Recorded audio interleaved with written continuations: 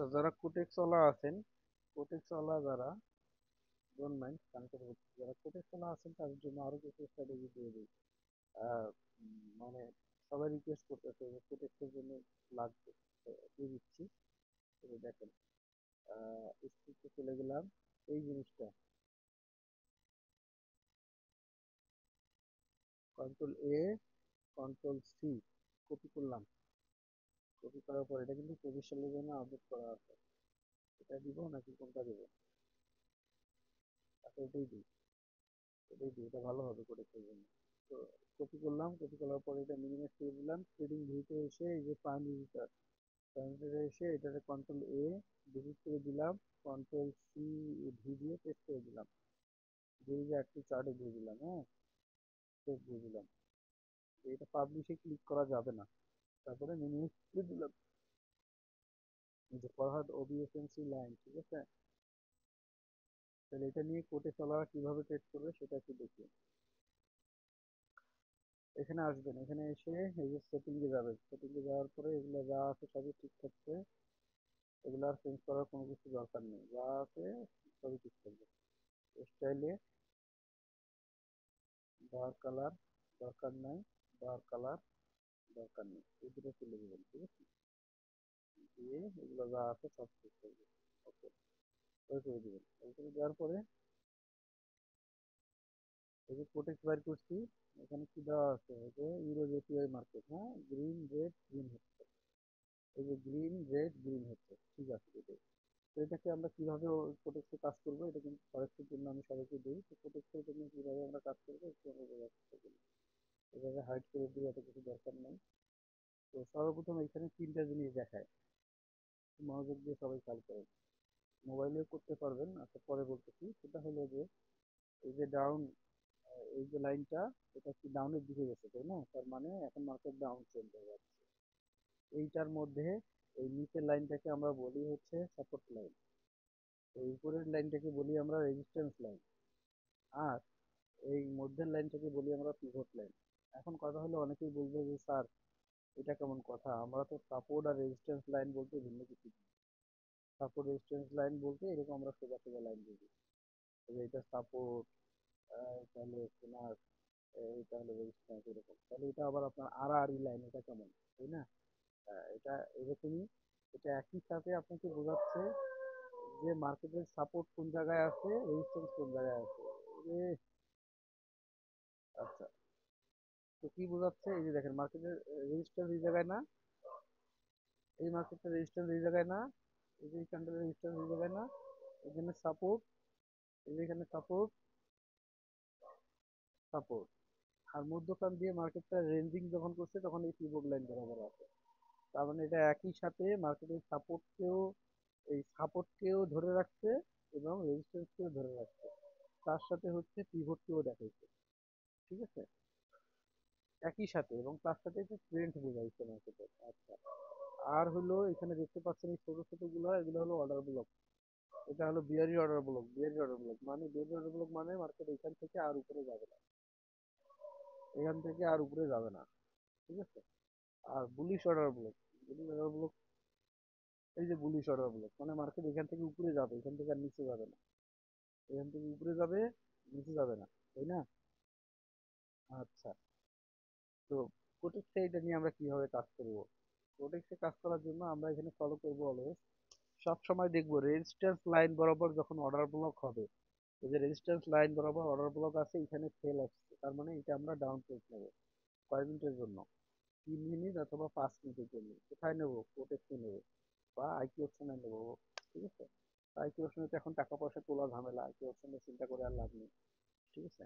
কারণ এই যে মার্কেট অলরেডি রেজিস্ট্যান্স বরাবর অলরেডি চলে গেছে, হ্যাঁ, রেজিস্ট্যান্সকে ব্রেক করে ফেলছে। এখানে যদি অর্ডার ব্লক আসে আর সেল সিগন্যাল আসে, তাহলে এখান থেকে আমরা ডাউন ট্রেড নিব, ঠিক আছে। কিন্তু এরকম মাঝামাঝিতে এরকম সেল সিগন্যাল যদিও আসে নেই, যদি আসে তাহলে আমরা নেব। আবার বাই ট্রেড কখন নেব? যখন মার্কেট ট্রেন্ড আপ, এই লাইনটা আপের দিকে যাবে, তখন বাই সিগন্যাল যদি এরকম সাপোর্ট লাইনে আসে সেগুলো নেব। এই মাঝামাঝি সিগন্যাল আসছে এটাও কাজ করছে, কিন্তু এটা আমরা নেব না।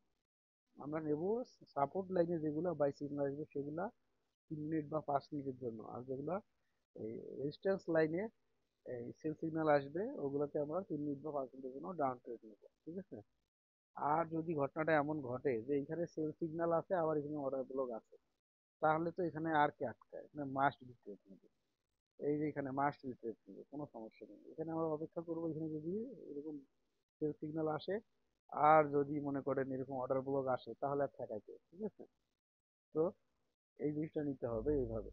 2 নম্বর হলো মার্কেটের ট্রেন্ড যেদিকে ওইদিকে ট্রেডগুলোকে আমরা বেশি মূল্যায়ন করবো, যেমন এটা ডাউন ট্রেন্ড, তো আমরা সবসময় সেলগুলোকে বেশি রেসপেক্ট করবো আর বাইগুলোকে কম রেসপেক্ট করবো। কখনোই মাঝামাঝিতে যে সিগন্যালগুলো এগুলোতে ট্রেড নেবে না, যেমন এইটাকে নেবো না, এইটাকে নেবো না, ঠিক আছে। একটু অপেক্ষা করি দেখি এখানে কোনো কিছু আসে কিনা। আর 2 নম্বর হলো যারা ম্যানুয়াল অর্ডার ব্লক ধরতে পারেন তাদের জন্য এটা খুব ভালো। যারা ম্যানুয়াল অর্ডার ব্লক ধরতে পারেন না তাদের দুনিয়ার হাজারটা কোশ্চেন আসবে যে এটা তো পরে আসতেছে, এটা তো হইতেছে না, এই হইতেছে না, সেই হইতেছে না, হ্যাঁ। কারণ সে জানেই না এটার মেন ফর্মুলা কি। এই জিনিসটা তো একটা লজিকের উপরে কাজ করতেছে, একটা স্ট্রাকচারের উপরে দাঁড়ায় আছে। তো এইটা স্ট্রাকচারটা কি এটা আপনার কিন্তু বুঝতে হবে, স্ট্রাকচার না বুঝে হুদা উপরে উপরে কথা বলা যাবে না। তো ম্যানুয়াল অর্ডার বুক ফাইন্ডিং এর জন্য যে পদ্ধতি অনেকগুলো ভিডিও দেওয়া আছে, ক্লাস ভিডিও, ওগুলো থেকে আপনারা দেখে নেবেন তাহলেই শিখে ফেলবেন। হ্যাঁ, অর্ডার ব্লক ফাইন্ডিং এর অনেক ভিডিও দেওয়া আছে, ওগুলো দেখে শিখলে পরে এটাকে আরো আপনার জন্য ভালো হবে। আচ্ছা, আর 2 নম্বর হলো একটা আপট্রেন্ড মার্কেট দেখা যাচ্ছে, তাহলে কিভাবে নিব বুঝছেন তো। সর্বপ্রথম আমি আবার একটু সামারাইজ করে দিই, রেজিস্ট্যান্স লাইনে সেল সিগন্যাল যদি আসে তাহলে আমরা এখান থেকে এসে ডাউন ট্রেড নিব।